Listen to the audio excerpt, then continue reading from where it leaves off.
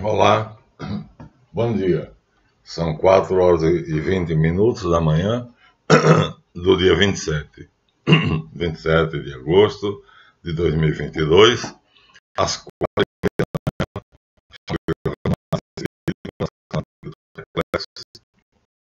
Vocês já sabem que o nosso plano total se chama Projeto Caribou e ele tem a intenção de preencher lacunas que foram deixadas pela má educação da igreja, da família e da escola.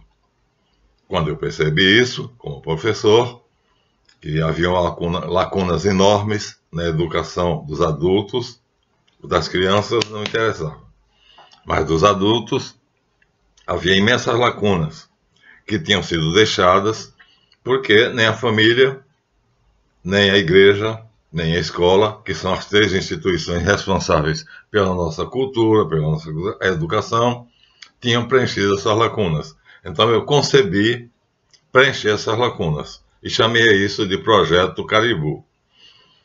Agora, o Projeto Caribou se subdivide em séries, quer dizer, há várias lacunas e cada lacuna dá origem a uma série. Essa série, portanto, é uma subdivisão do Projeto Caribou e nós já dissemos, quem quiser tirar qualquer dúvida, ter uma aula particular a respeito de qualquer dúvida a respeito de alguma das séries, inclusive desta que nós estamos dando, que é A Bíblia Começa na Suméria, é só se inscrever no Colégio dos Magos Caldeus, que seria uma sala especial onde o aluno terá uma aula particular. Bem, a série atual que estamos gravando se chama A Bíblia Começa na Suméria. E foi baseada, o título foi baseado num livro de um judeu eminente chamado Samuel Noah Kramer, que ele errou. Para mim, ele diz, a história começa na Suméria. Mas não é a história bíblica começa na Suméria.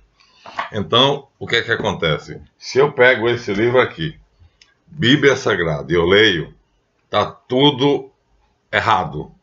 Vamos dizer assim, está tudo errado, está mutilado. O texto está completamente mutilado. Olha, as pessoas vão para a igreja, seja quais forem as suas igrejas, ou não vão, leem em casa, e leem o que está aqui. Não vão ter a menor ideia do que é que havia no original. Já disse, 5 camadas foram sobrepostas. Aqui, ó, no original hebraico. Aqui tem 5 camadas em cima do original. O original está onde? O original está aqui. Então, eu tenho o original.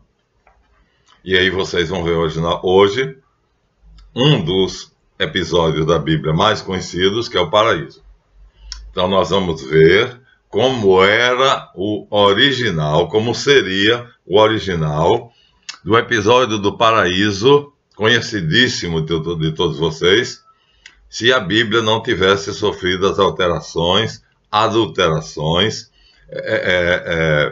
supressões, interpolações, tudo isso. Então, se ela fosse exatamente como está no original, então ficaria muito perto do que está aqui, mas não ficaria igual. Por que não ficaria igual? Porque aqui nós temos a civilização suméria. E o espírito de um povo é diferente do espírito de outro povo. Então, é claro que teria que sofrer uma adaptação. Mas uma coisa é a adaptação e outra coisa é a mutilação. Então, ai de quem lê isso aqui sem ter a cultura necessária, sem ter a explicação necessária. Vai considerar uma porção de mentiras, erros, absurdos, contradições e vai ficar com essa ideia. Claro, eu quando leio também percebo isso, mas não fico com essa ideia exatamente porque eu tenho o original. E além do original, eu tenho outro livro que eu mostrei no vídeo passado, que discutem, esclarecem, etc, etc. Mas hoje vamos parar de falar muito e vamos mostrar a vocês, né, que o que chegou aqui na Bíblia hebraica, que eu tenho a Tanakh, a original, tenho só um pedaço dela, tem o Pentateuco, a Lei de Moisés. Então, o primeiro livro do Pentateuco se chama Sefer Bereshit. Bereshit. Isso é um B, isso é um V, isso é um A, Isso é um She, isso é um I, isso é um T. Bereshit. Traduzimos por Gênesis. Aqui tem episódio do paraíso. Depois eu vou ler esse. Mas primeiro eu vou ler o original. Para que vocês tenham uma ideia de como é que o original foi deturpado, né? Mas primeiramente nós temos que conceder como uma possibilidade justa o que nós chamamos de adaptação, quando mostramos o quadro de Leonardo, por exemplo. Santa Ana, com Nossa Senhora, com o Menino Jesus, com São João Batista, ele concebeu de uma maneira, depois ele adaptou. E o quadro final é uma adaptação do rascunho, que foi o pensamento original dele. E isso deveria acontecer deste livro para este livro. Seria natural, mas não foi só isso. Aconteceram adulterações. E o que nós tivemos no final, principalmente nas traduções, são mutilações. É muito triste saber que você lê esse livro achando que é a palavra de Deus, e na verdade, o que eu tenho aqui é esse texto não apenas adaptado, mas mutilado. Então vamos ao texto. Hoje vai ser rápido. Os agradecimentos pelos likes, os agradecimentos... Eu passei 3 dias sem gravar por falta de eletricidade aqui, né? Então, nós ficamos com um tempo parado. Então, nós vamos ver uma coisa que é muito comum, que todo mundo já ouviu falar, que é o paraíso. A história do paraíso. Então, vamos lá. Quem conta é aquele que traduziu. Traduziu da tabuinha suméria. A tabuinha suméria é uma desgraça. Eu já mostrei para vocês que olhar uma tabuinha suméria é um negócio complicado, né? Aqui está uma página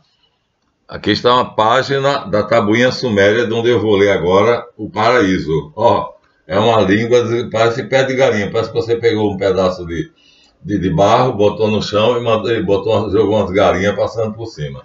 Então são patas de galinha, pés de galinha.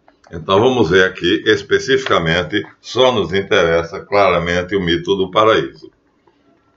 Então, vamos ver como é que é. No original sumério, deveria ser, no original bíblico, uma adaptação, mas muito semelhante. Deveria. Então vamos ver como é que é. Estou lendo a página 164 do livro A Bíblia Começa na Suméria, que é assim que eu vou considerar esse livro. Dilmun é o nome de um lugar, viu? É uma terra pura, limpa e brilhante. A terra dos vivos, que não conhece nem doença, nem sofrimento, nem morte. Falta-lhe, contudo, água fresca, essencial à vida dos animais e das plantas. Então, veja, Dilmun é o Éden bíblico na Suméria. Na Bíblia, ele vai chamar o Éden, que a gente vai chamar vulgarmente de paraíso. Na Suméria, eles também vão ter a ideia de paraíso, só que o nome será Dilmun. Então, Dilmun é um lugar onde não tem paraíso, não tem sofrimento, né, não tem morte, não tem tristeza, mas falta água. É um lugar maravilhoso, mas falta água. Sem água, então não tem árvores, então não tem os animais que forem criados ali vão morrer de fome. Então, em que o deus mágico dos sumérios, na verdade o equivalente a Javé, que é o criador. Então, quem é que vai criar na Bíblia? Javé. Javé fez o homem do barro, modelou o homem, depois tirou uma costela do homem, né? E Javé fez as plantas, os animais. Então, aqui é o equivalente a Javé.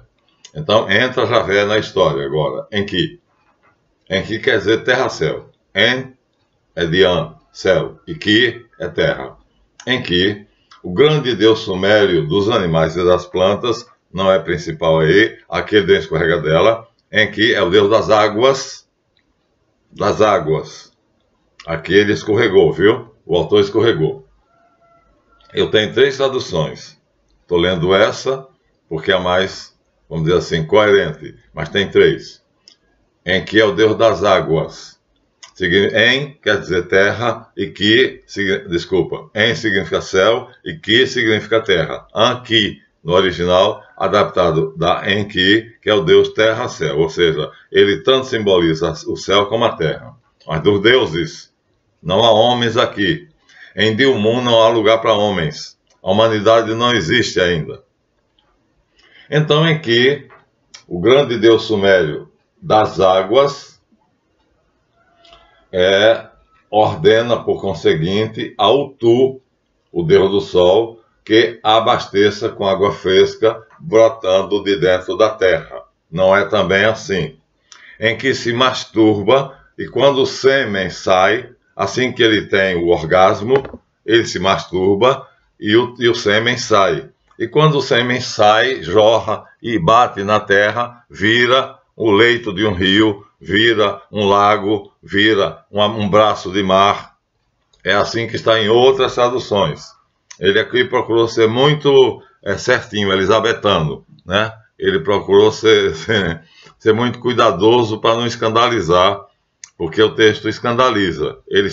Os sumérios tinham uma noção moral muito diferente da nossa. Então, Enki vai entrar em cena e aí pede a Utu, que é o deus do sol, mas que tem poder sobre a terra, para que ele faça com que brote de dentro da terra, surja o vapor lá no Éden. Um vapor cobria a face da terra. Então, quem vai fazer isso é um deus chamado Utu, que é menor do que Enki, e obedece a ele. Enki é Javé. Então, seria um anjo. O que fizeram foi substituir os deuses pelos anjos. Mas é só você colocar uma coisa ou outra, né? Aqui é um deus. Ainda não substituíram por anjo. E aí, Utu, o deus do sol, vai fazer com que isso aconteça. E a terra Dilmun converte-se de repente, cheio de água. Aí nascem árvores, aí os animais não têm risco de morrer de sede, e as árvores ficam carregadas de frutos, né, de savanas, de prados, aí vira o paraíso mesmo. Pronto, agora Dilmun é de fato o paraíso. Quem está lá? Até agora 2 deuses. Enki, que é o Bambambam, é o equivalente a Javé, e Utu, que é o deus do sol, mas que obedece a Enki porque está na hierarquia suméria em posição inferior. Neste paraíso dos deuses, Ninuseg, a grande deusa mãe do Sumério, olha aí, aqui também ele não disse uma coisa. Na Suméria, o matriarcado ainda existe. Então nós vamos comentar no vídeo posterior, quando compararmos isso aqui. Então, o paraíso é dado por Anu a Ninuseg. Ele é um presente. Então, Anu tem 3 filhos. Tem Enlil, Enki e Ninuseg. O mais velho se chama Enlil e é deus da atmosfera. O filho, homem mais novo, é Enki, que entra aqui, é o deus do céu e da terra, e principalmente das águas, que ele consegue se masturbando. Cada vez que ele se masturba, cada jato de sêmen que sai, vira água. Então vira paraíso. Agora sim, agora nós temos a noção do paraíso como nós imaginamos, né? Árvores frutíferas, pomares, prados, savanas, florestas. E aí aparece agora uma terceira personagem, Ninuseg. Mas o autor aqui não disse que o paraíso pertence a Ninuseg. Ao contrário do mito bíblico, onde o homem, o machão, é quem manda no paraíso, Adão é o centro de tudo, aqui é o contrário, a mulher é o centro de tudo. O paraíso, Dilmun, é um presente que o pai de todos os deuses, Anu, deu à sua filha, Ninuseg. Tinha 3 filhos, Enki, Enlil e Ninuseg, e ele dá Dilmun a quem? A filha, a Ninuseg. Ó, toma de presente. Aí ela recebe o paraíso, mas o paraíso não tem árvores, não tem animais, e aí fica uma coisa meio desolada, não parece um paraíso. Aí em que recebe a ordem, aqui também ele não disse, recebe a ordem de Anu de se casar com Ninuseg. Um filho vai se casar com outro filho, um deus vai se casar com a deusa, mas a dona do paraíso é Ninuseg. Então ela é que é a dona da bola. Se ela pegar a bola, o jogo acaba. Ele não tem esse poder todo. Na nossa Bíblia, Javé tem todo o poder.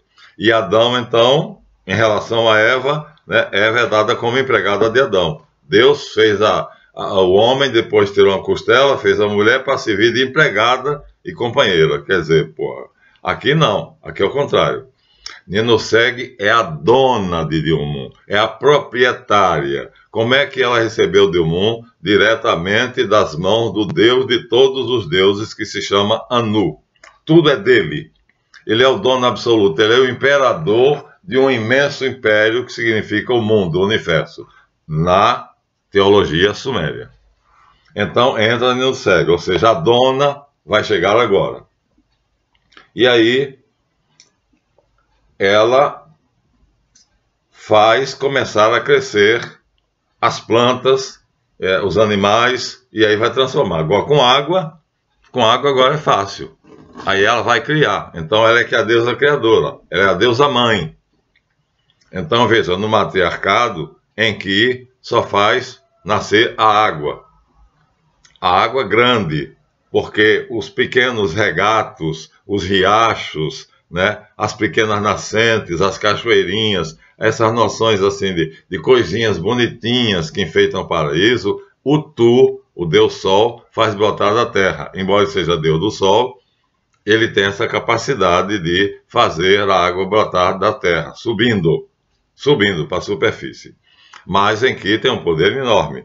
Ele se masturba e, quando ele se masturba, o jato, né, o esperma, onde bate, vira água pra caramba. Pode virar um mar, pode virar um imenso lago, pode virar um rio caudaloso como o Nilo, o Amazonas ou qualquer coisa. O cara é bom demais, mas ele tem que fazer isso se masturbando. Ele não diz, ele não cria assim magicamente e pronto. Não. Aqui nós temos um cara que tem o poder de, quando ele se masturba e o sêmen sai do pênis dele, quando o sêmen bate no chão, se torna água. Esse é o poder de Enki. Então, agora Ninuseg está feliz. Primeiro, porque não foi dito aqui por Kramer, mas ela é casada com Enki. E quem obrigou esse casamento? O pai de ambos, que é Anu, o deus dos deuses. Anu quer dizer o céu. Então, Enki tem um pedacinho do nome do pai, En, que é uma abreviatura de Anu, que também se chama An, e Ki, que quer dizer terra. Então ele manda no céu, por isso que ele mandou o Tu, que é o deus do sol, obedecer a ele e fazer brotar água da terra para regar os pequenos córregos, as pequenas coisinhas de água. Mas ele próprio tem um poder fantástico. Quando ele jorra o sêmen dele, ele cria oceanos, mares, rios caudalosos. Agora chega a dona. A dona se chama Ninuseg. E ela é a deusa mãe, ou seja, como mãe, semelhantemente na idade das pedras, da pedra, no Paleolítico, aquela deusa mãe, a senhora dos animais, ela sai criando tudo. Ela cria plantas, ela cria árvores, ela cria pomares, ela cria animais, ela é que é a criadora. Então ela é que dá vida e ela é quem faz a criação. Olha, já temos agora uma ideia completamente diferente da Bíblia. Então aí a Bíblia o que é que fez? Adaptou. O Criador na Bíblia é Javé. Portanto é um macho, vamos usar assim o nome. Enquanto que aqui o Criador da Bíblia é Ninuseg, é uma mulher, é a mãe. Lá é um pai. O pai é quem cria. Aqui parece mais racional, né? A quem concebe é a mulher. Então ela é quem cria. De qualquer maneira, ela é que tem o poder de criar. Aí agora o paraíso está uma beleza. Agora o paraíso tem árvores, tem pomares, tem árvores frutíferas, e tem tudo, tem animais. Tá, agora sim, agora podemos chamar Dilmun de paraíso. Só agora. Agora Nino segue, olha e fica feliz da vida com seu marido. Agora enlaça ele pelo pescoço. Não, minha gente, enlaçar pelo pescoço não é isso não, viu? Eu digo abraça ele pelo pescoço, beija, e aí maior amor entre os dois, porque são esposos. E aí ele fez com que aquilo que ela criou fosse possível de subsistir, de continuar, porque se ela criasse e não tivesse água, os animaizinhos morriam de sede. Ela não precisa, os deuses não bebiam daqui, não é daqui. Eles têm uma comida e uma bebida especial, que é Anu quem fabrica e quem dá. Anu faz uma comida especial e uma bebida especial. E os deuses vão ter como comida e uma bebida alguma coisa especial. Essa surpresa vai ficar para depois. Eu estou sempre deixando para depois, né? Eu prometi de onde sai a ideia e ainda não disse. Talvez eu diga no final desse vídeo. Então, agora nós temos o paraíso. Agora vocês podem imaginar, gente, a coisa mais bela do mundo. Podem imaginar um pedaço de terra de um filme, de um programa de televisão, onde vocês viram o pedaço de terra mais belo que vocês já viram na Terra. Com grandes prados, com grandes savanas, com florestas, com pomares, com animais, todos os tipos de animais, touros, vacas, bisões, veados, cavalos, tudo, tudo. Quem criou? Nino segue. A deusa mãe. Ela vai se chamar Mater Deia, em Roma. Mater, mãe, Deia, deusa. A deusa mãe. Então ela tem poder pra caramba.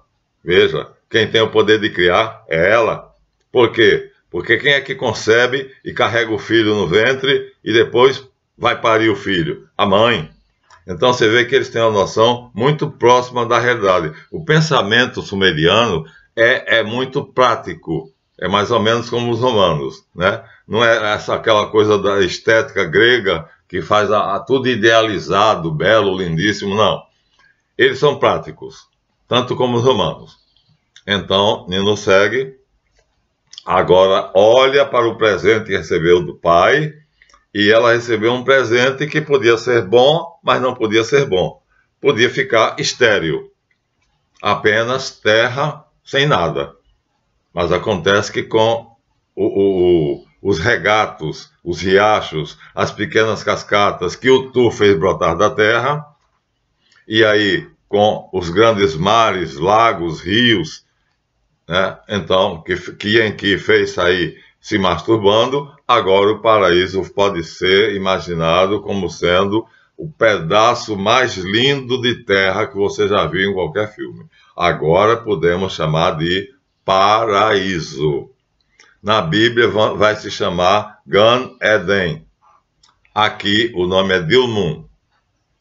Mas a ideia é a mesma.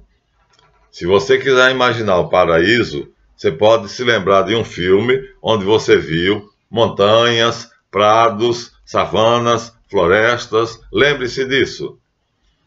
E você terá uma noção do paraíso. Pois bem, Dilmun é a mesma coisa. Tá? Agora sim.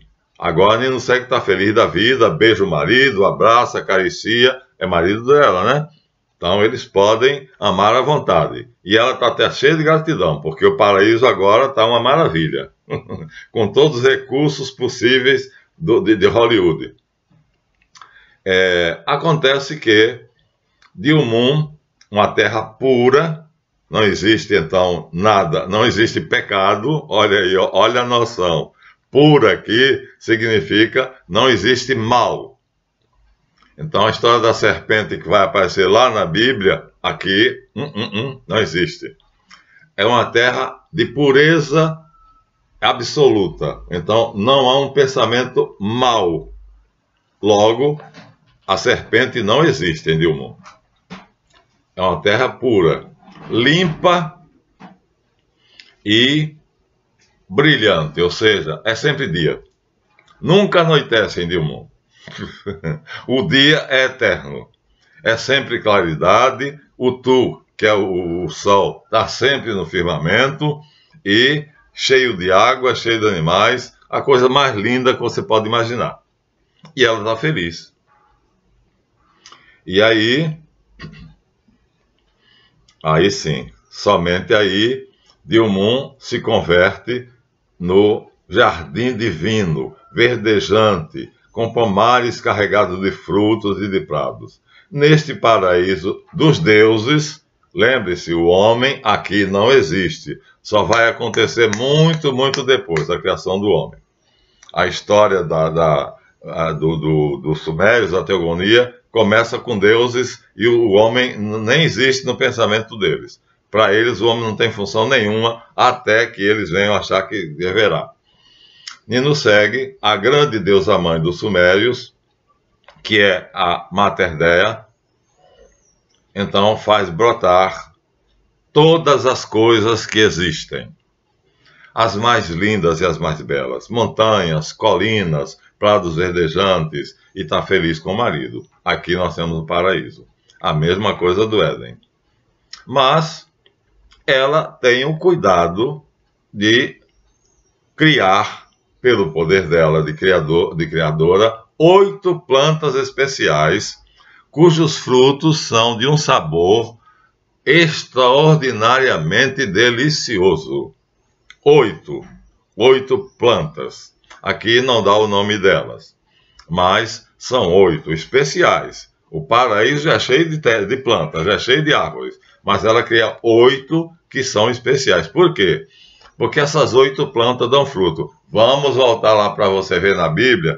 Você vai ver as 2 árvores do bem, da ciência do bem e do mal, e a árvore da vida. Lá só dá destaque a esses 2. Aqui dá destaque a 8. O paraíso bíblico adaptou.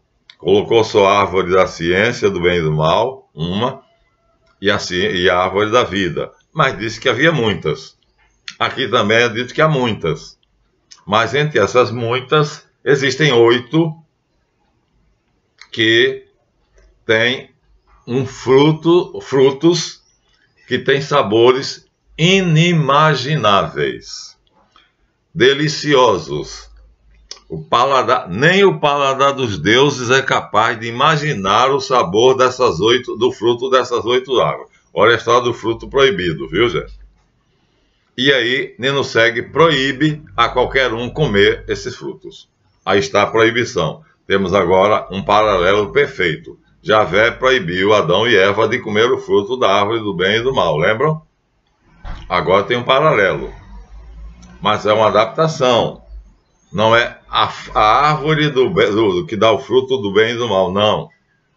São 8 árvores de frutos deliciosos. Elas são árvores normais. Não existe serpente, não existe dragão. Satanás não existe aí, porque Dilmun não tem o mal. Dilmun não tem sofrimento. Dilmun não tem tristeza. É só alegria. E tem dia, o tempo todo. O Tu está no céu o tempo todo. O fato é que ela proíbe que qualquer pessoa coma dessas 8 árvores que ela plantou, em especial. Ela criou tudo, ela plantou tudo. Plantou não, aqui não diz como foi. Diz apenas que ela fez nascer. Como Javé, faz nascer. Ela tem um poder semelhante, todos os deuses têm o poder de criar. São criadores. E ela, então, cria 8 plantas, cujo sabor é de dar água na boca. No meu caso, a coisa que eu mais gostava era um sorvete de ameixa. Não existe mais na praça, né? Não há mais sorvete de ameixa. Ou então um saputi. Então, se fosse fruta, o que eu me daria água na boca seria um saputi, que não existe mais no Brasil, né? Levar saputi para os Estados Unidos para saber chicletes. Mas, bom, o fato é que há 8 árvores que ela, como dona do paraíso, manda. Ela cria. E só ela sabe qual é o sabor daqueles frutos, porque saiu da cabeça dela. Lembra do pensamento que eu coloquei num dos vídeos? Como é que o pensamento gera? Primeiro ideia, depois conceito, depois raciocínio. Então ela tem uma ideia. Nessa ideia aparecem 8 plantas. essa ideia se torna conceito, clareia. E esse conceito se torna raciocínio. Ou seja, a informação, que é a ideia, se torna informação, se movimenta e se torna forma. E aí as 8 árvores aparecem. Só ela sabe o sabor dos frutos. Quantos são? 8. Só que ela, por algum motivo, proíbe que qualquer pessoa coma. Pessoa não, né? Aqui nós só temos deuses. Então, nenhum dos deuses pode comer, pode provar daqueles frutos. A proibição existirá também no paraíso terrestre, no Éden. E aí, após um processo, né, demorado, que envolve 3 gerações de deuses, quer dizer, em que é marido de Ninuseg transa com ela, aí a primeira geração de deuses, a segunda geração de deuses, a terceira geração de deuses, crescei, multiplicai-vos e povoai a terra. Ó, tá tudo aqui. Então, o casal feliz vai para a relva, não tem cama, né? Não precisam de cama, porque a relva é maravilhosamente linda, pujante. E aí eles vão, transam e tem a primeira geração de deuses. Depois transam, mas tem a segunda geração de deuses. Depois tem a terceira geração de deuses. Isso não tem equivalente na Bíblia. Não tem. Tem nada a ver, né? Então você vê que é diferente. E aí, todas elas engendradas pelos deuses das águas que ele fez nascer.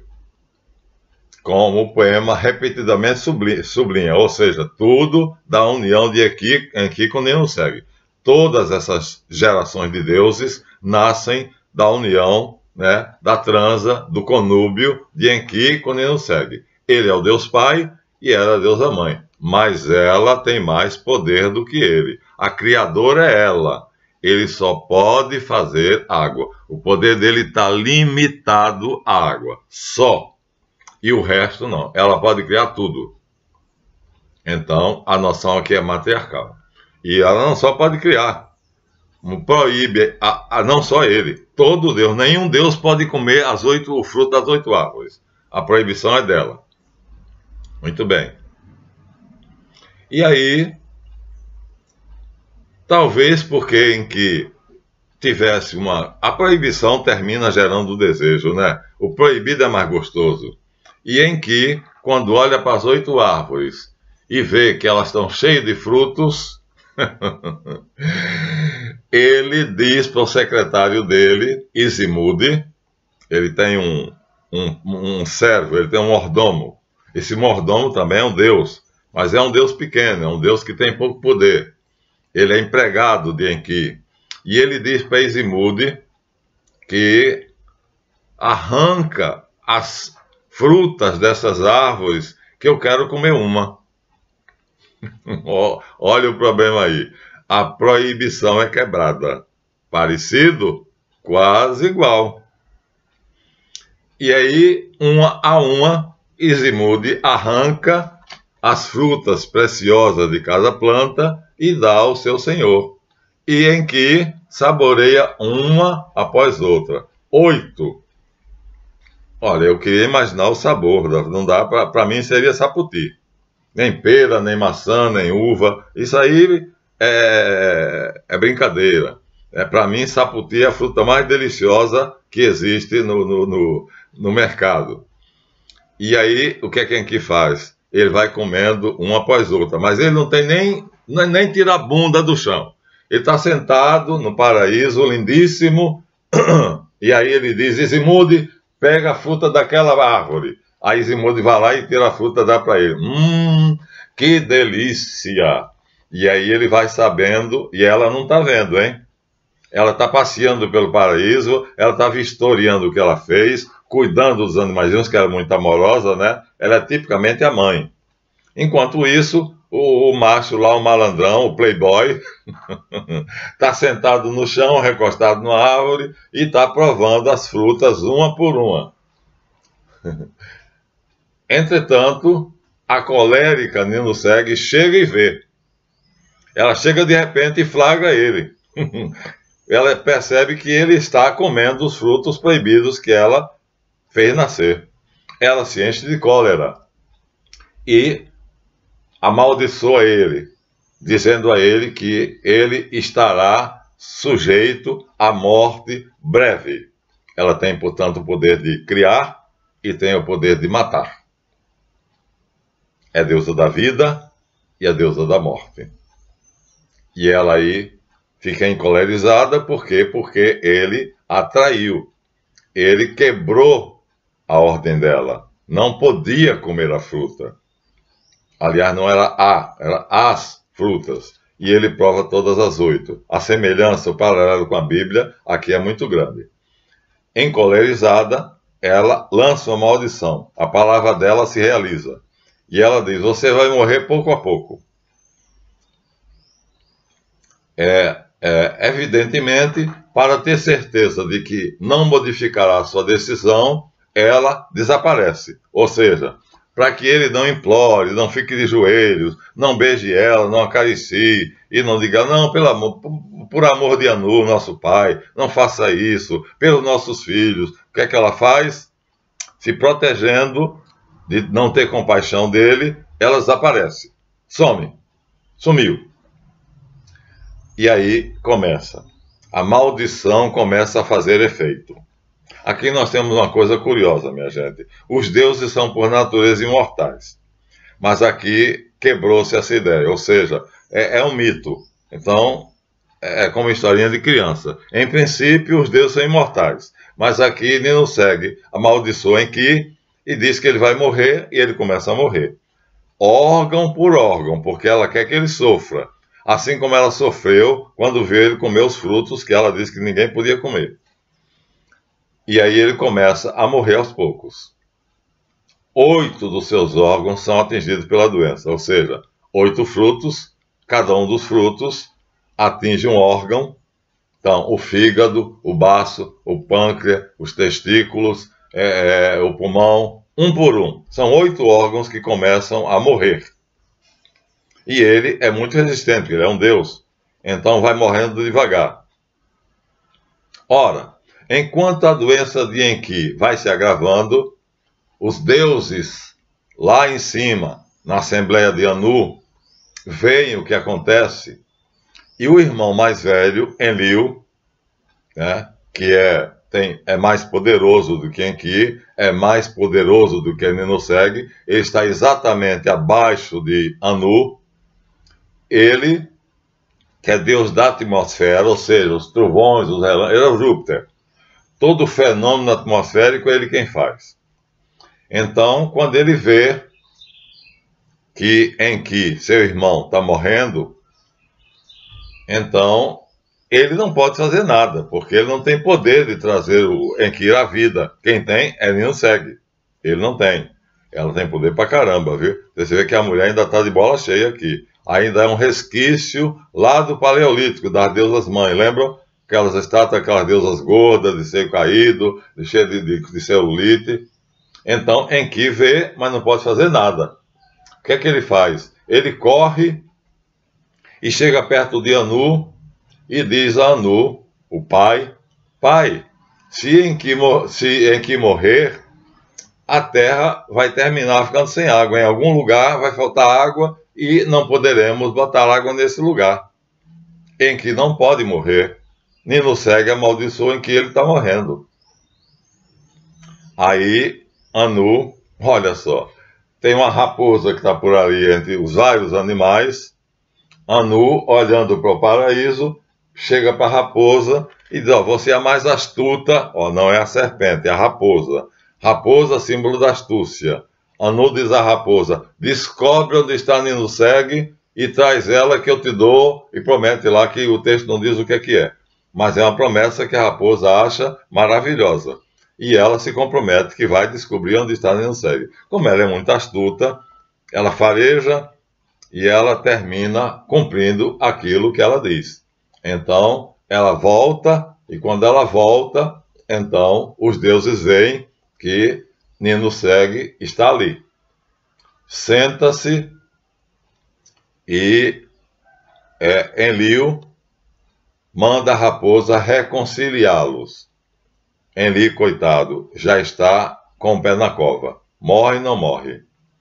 Ela senta-se perto dele, pega a vagina, o texto aqui não diz, ele teve o cuidado de ser elisabetano, mas o texto, há outros textos, ela diz, meu irmão, onde dói? Ele diz, no pulmão, minha irmã. Ela aí abre as pernas, senta com a vagina em cima do peito dele e o pulmão fica curado. Assim, ela cria pelo poder da vagina. Que coisa notável, né? Está dizendo aqui o quê? Olha, Abraão consagrou o pênis a Javé. Aí é a circuncisão, chamada Berit Milá. Então, olha, a noção do valor do órgão genital é sobrenatural. Na Bíblia hebraica, isso é enfatizado, como é machista, pelo pênis. É o pênis que Javé quer que Abraão consagre a ele, através do prepúcio. Aqui não. Aqui a vagina é que é o órgão sagrado por excelência. Então ela deita. Onde é que dói, meu irmão? Ele diz, dói meus rins. Ela então senta-se em cima dos rins e os rins ficam curados. E assim, órgão após órgão, ela vai curando ele. E ele vai voltando à vida para a felicidade de Enlil, para a felicidade de Utu, para a felicidade de Anu, que todo está correndo como ele quer, ele manda, a ordem dele é inquestionável. Finalmente, ela praticamente cura Enki totalmente, mas falta um lugar. Qual é o lugar? Há alguma coisa que ainda dói. Ela pergunta, meu irmão, ainda há alguma coisa que dói? E ele diz assim, sim. Ela diz o quê? Ele diz, minha costela. Minha gente, agora é demais. Minha costela, minha irmã. A minha costela está doendo, parece que ela está se desmanchando. Aí ela diz, não tem problema, meu irmão. Então ela senta, abre as pernas, senta-se como a cavaleiro, né? Sobre a costela dele e a costela fica curada. Só que na hora que ela senta na costela, que a costela fica curada, do lugar da costela sai uma deusa, a mais linda do paraíso.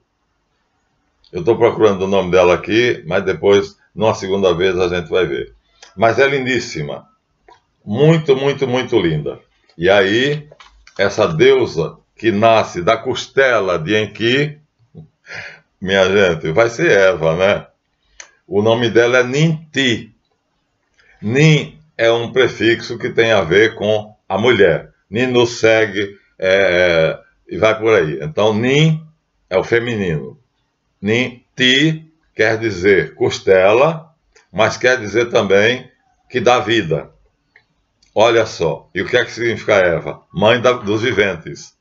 O paralelo é perfeito. Agora nós vamos saber a história da costela, que o padre diz que Deus criou a Eva da costela, porque se criasse de um dente, ficaria perto da cabeça. Se criasse de um dedo, ficaria perto do pé. Ele criou da costela porque fica perto do coração. Lindo, lindo, lindo. Mas aqui não tem nada a ver com isso. Nada, nada disso. Simplesmente a costela é a última parte do corpo dele. Ela curou os pulmões, mas as costelas não. E as costelas foram recuperando-se praticamente sozinhas. Mas uma costela não.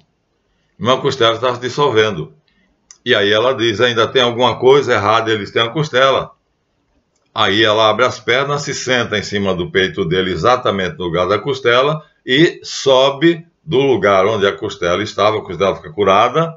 Mas além da costela ficar curada, nasce uma deusa, a mais linda de todas. Aqui não tem nada a ver com o sexo, vamos dizer assim. Tem a ver porque ela se escancha e a vagina sobre a costela.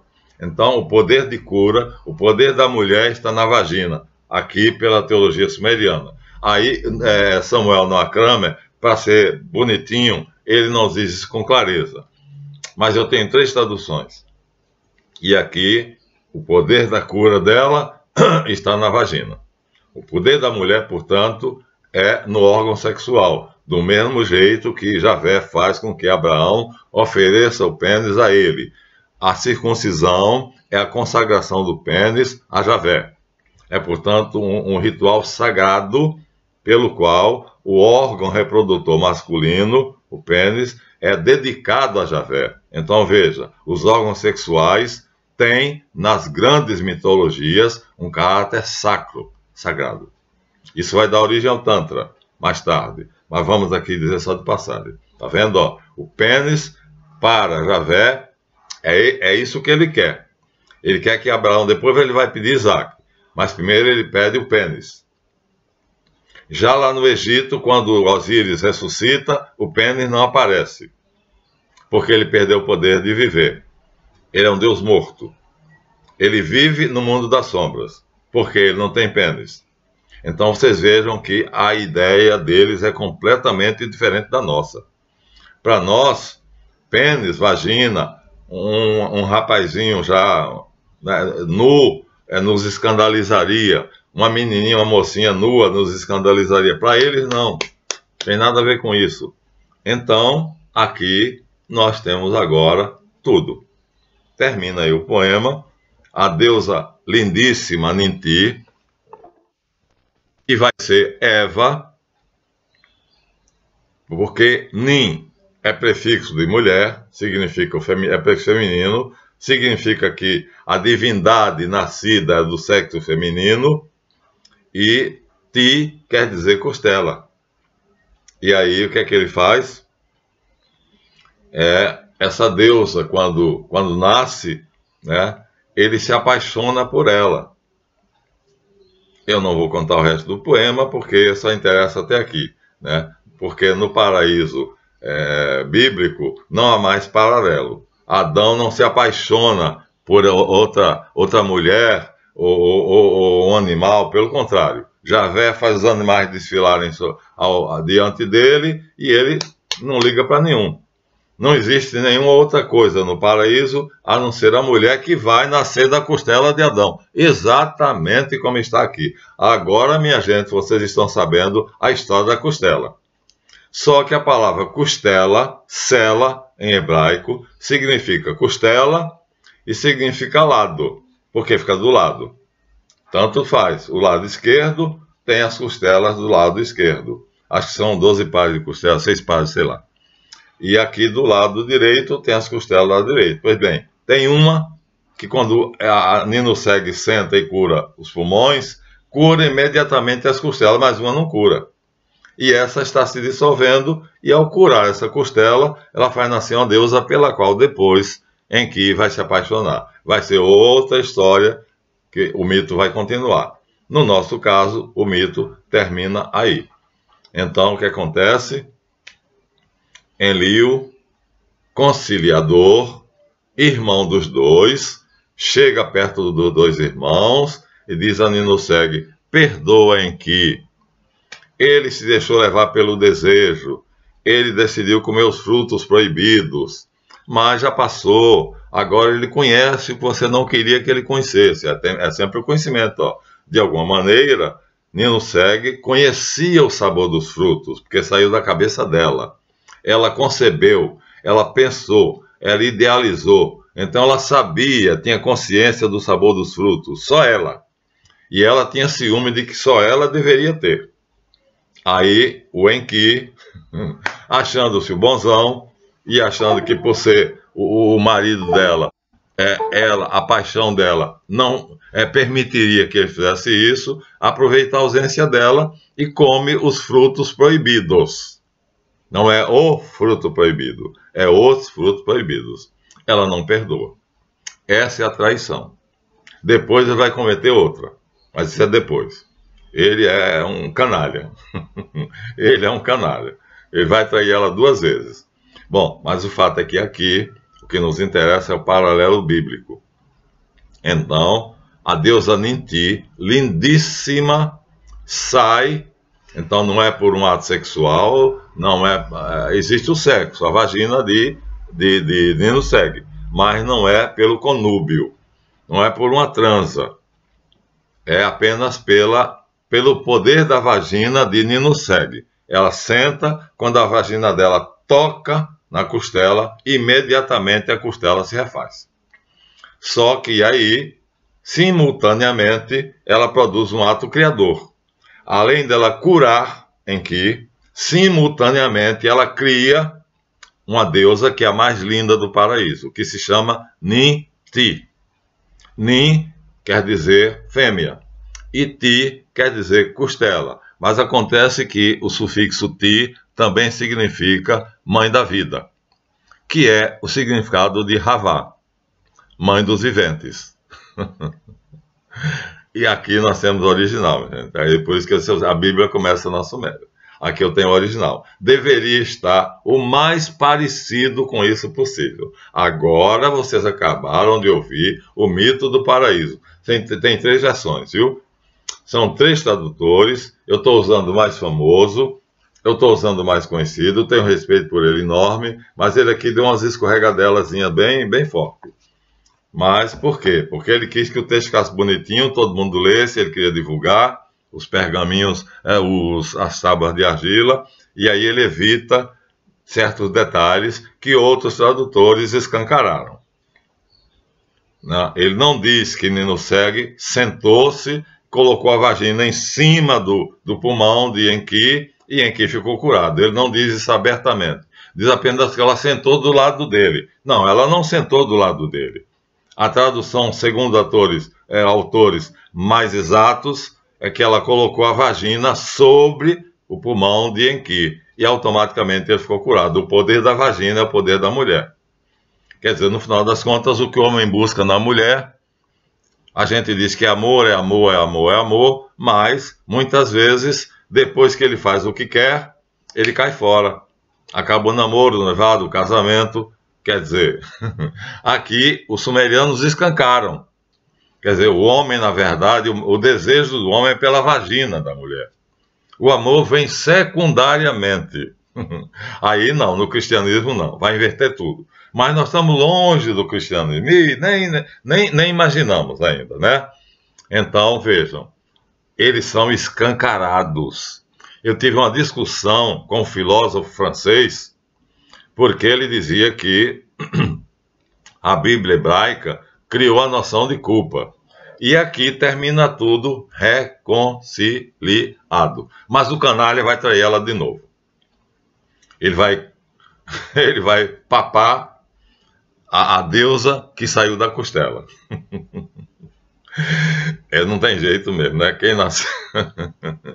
Quem nasceu para malandro não adianta. Mas isso vai ser depois. E agora vocês têm explicação. Ó. Por que a costela? Por que a costela se chama? Porque que a mulher no paraíso se chama Havá, quer dizer mãe dos viventes. Porque Ninti quer dizer mãe dos viventes. Gente, o paralelo é perfeito. Agora só que tem uma coisa. Aqui eu tenho o original. Aqui agora eu acabei de dar para vocês a Bíblia no original. Vocês têm agora, e vocês podem comprar esse livro. Ele está na praça. Qualquer livraria boa tem. A história começa na Suméria, mas a Bíblia começa na Suméria. Acabei de provar. Agora vocês sabem. Muita coisa. Primeiro, de que o patriarcado não existia, era o matriarcado. Aliás, era uma coisa mista, porque Anu, o deus dos deuses, o imperador de todo o universo, é homem. E a esposa dele, nem o nome dela é dado aqui. Existem textos onde dá o nome dela, mas aqui nem aparece. Então, é uma coisa meio misturada. Na Suméria, o poder é dividido entre masculino e feminino, dependendo da situação e da conveniência. O Deus Supremo, Anu, é macho. Mas, no paraíso, a deusa suprema é Ninuseg, que é quem recebe de presente das mãos de Anu. E Enki deveria obedecer a ela. Só que ele é safado, ele é sem vergonha, ele é canalha, ele é malandro. Então, termina a raposa recebendo o seu prêmio. Lembra que Anu prometeu a ela um prêmio que não é dito detalhadamente o que é. Ela recebe, fica toda satisfeita. Graças à astúcia dela, que substitui a serpente, né? O texto bíblico diz que a serpente era o mais astuto dos animais do Éden. Aqui não, é a raposa. E a raposa não tem mal nenhum, é o contrário, ela age bem. Ela diz, se não encontrar, Enlil diz, se não encontrar, nem nos segue, em que vai morrer. Aí a raposa diz, pode deixar que eu vou dar um jeito de encontrar ela. Eu tenho, eu sei pensar, eu raciocino, eu tenho astúcia. E traz nem nos segue. Então vocês vejam que a concepção é bastante diferente. Houve uma adaptação muito grande. E depois nós vamos agora estudar, vamos dizer assim, a mentalidade do hebreu com o paraíso daquele jeito que vocês conhecem, Adão e Eva e a serpente e tal, porque aqueles ingredientes míticos, e o paraíso sumério, nós vamos detalhar porque esses ingredientes. Nós vamos nos dar ao trabalho, né? Se vocês, acho que vocês vão gostar de saber, porque essa simbologia é diferente. Contudo, o que está aqui era o original da Bíblia hebraica. Aqui eu tenho na minha mão o original. Pronto. Deveria estar assim. Ou, como eu mostrei para vocês no vídeo anterior, é só voltarem a ele, uma adaptação. Alguma coisa muito parecida. Não é o que acontece. Não é o que acontece, né? Hoje você não tem ideia disso lendo essa Bíblia. Não tem a menor ideia disso. Está totalmente diferente. Está mutilado. Não seria aquilo ali? Não, não seria aquilo ali. Então, na Tanakh hebraica original, não seria aquilo ali. Eu vou ler no próximo vídeo, a gente vai ler o paraíso, que vocês estão habituados a conhecer, mas eu vou ler. Vou me dar o trabalho de ler para fazer a mesma comparação. Então, aqui deveria estar aquilo ali, que é o original, apenas adaptado. Mas nós não temos isso. 5 mãozinhas deturparam, degeneraram e terminaram destruindo praticamente a noção fundamental do texto. E o que nós temos hoje, mesmo no hebraico, é uma degeneração, é uma mutilação. Agora vocês imaginem a tradução. Imaginem você uma pessoa que pega isso aqui feito desodorante, bota debaixo do sovaco e sai para ir para uma garagem e bota meia dúzia de cadeira de plástico e vai explicar isso para uma dúzia de ignorantes que também não sabem de nada e vão sair dali acreditando que a Bíblia é a palavra de Deus e eu acredito nela ao pé da letra. Olha, Paulo VI fez uma definição lindíssima. Mensagem de Deus em palavras humanas. Que expressão bem cunhada. Ele foi muito feliz. Por trás desse texto, na interpretação, que eu me dei o trabalho de gravar um vídeo mostrando como é que a gente pensa, como é que a gente interpreta, como é que é a estrutura da narrativa e como é que você desmonta a narrativa para poder analisar cada pedaço da sua estrutura. Um vídeo foi meio chato, meio técnico, mas tive que mostrar para vocês saberem que Nino Seg criou daquela maneira, que Anu cria daquela maneira, informação, formação. São 3 etapas. Esse é o processo criativo, tanto em nós quanto nos deuses. É igual. O pensamento, tudo começa no pensamento como uma ideia. A ideia se torna conceito, o conceito raciocínio. Assim no homem, na terra como no céu. Jesus Cristo diz assim na terra, seja feita a vossa vontade, assim na terra como no céu. E Hermes vai dizer, em cima como embaixo. Ou seja, todos os dois, tanto Hermes quanto Jesus, sabiam dessa lei. A mente criadora suprema da divindade, em todas as teogonias, é igual à mente do homem. Pensa, cria pensando. E o processo é exatamente idêntico. Por isso, aquele vídeo chato, vocês deviam dar um pouquinho de mais importância a ele. Porque ele dá o processo criador. E esse processo criador que acontece no pensamento humano É exatamente o mesmo processo criador que acontece no pensamento divino. É igual, sem tirar nem pôr. A diferença é que eu estou transformando o meu pensamento em palavras. E se eu fosse Javé, quando eu falasse jarro, apareceria um jarro. Está ali nas minhas costas, né? Se eu falasse papel, apareceria papel aqui. Então, a diferença é que no meu pensamento, quando eu transformo em palavras. E os deuses, quando eles pensam e o pensamento se torna conceito e raciocínio, então se torna coisa, objeto, se materializa, que é alquimia, está na Tábua de Esmeraldas. Pronto, minha gente. Agora vocês, quem não conhecia, conhece o paraíso sumeriano, o original que deveria estar na Bíblia, não como está ali, mas de uma maneira muito semelhante, apenas adaptado. Não está adaptado, está mutilado. E nas traduções, pior ainda. Não existe tradução que preste, desculpa. Mas ó, não há uma tradução, não há uma só. Existem 5 que são consideradas melhores, nenhuma presta. Por quê? Todas estão mutiladas. Por que estão mutiladas? Porque o original está mutilado. Se mutilou o original, claro que a tradução vai ter mutilado. Agora aqui não, que vocês ouviram exatamente como está nas tabuinhas de argila sumerianas. Aqui eu tenho o original sem nenhuma adulteração. Samuel Noacrama, eu teria que fazer com vocês, pegar os 3 tradutores e ler a noção de cada um, para vocês verem que há algumas mudanças. Kramer tem uma noção moral muito...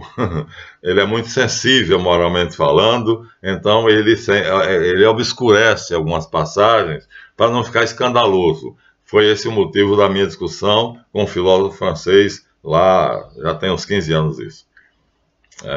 Então ele acha que devia ser essa versão, e a Bíblia, o autor bíblico, transformou lá na história da ciência do bem e do mal, e daí vem a culpa, e aí o sexo passa a ser culpado e por aí. Mas, minha gente, o que fica desse vídeo é, primeiro, então, agradecer a vocês os likes, agradecer a visualização do Projeto Caribou, que é esse vídeo-aula, agradecer aos que estão matriculados no Colégio de Magos Caldeus, agradecer aos meus 8 caribus. E agradecer que vocês estão tendo paciência. Eu estou diminuindo mais o ritmo. Não estou produzindo mais um vídeo por dia, mas um vídeo dia sim, dia não. Um vídeo dia sim, dia não. Estou diminuindo para ter mais tempo de fazer outras coisas. Porque eu dou aula também e eu também sou terapeuta. Eu sou hipnólogo, eu faço yoga terapia. Bom, tem algumas coisinhas a mais que eu faço. Então não é somente gravar vídeos. E eu tenho que ter tempo para essas coisas. E o dia não tem 48 horas. Se tivesse, seria ótimo. Tá bom? Então, ficamos aqui. Meus agradecimentos a todos. Comentem. Se o livro, eu não tenho ele em e-book. Mas não existe. Vocês não vão ter ele de graça. Quem quiser comprar, vai ter de comprar o livro. Mas qualquer boa livraria tem. Qualquer sebo bom também tem. E aí vocês têm o mais próximo possível do que seria o original da Bíblia. Claro, teria uma adaptação, mas seria o mais próximo possível daquilo ali. Com essa adaptação, nós vamos comentar no próximo vídeo o que é que deveria mudar. Mas isso vai ficar para depois, tá? Muito obrigado. Um ótimo dia para todos e que o Deus Sol, brilhe no céu da inteligência e do coração de todos vocês. Até o próximo.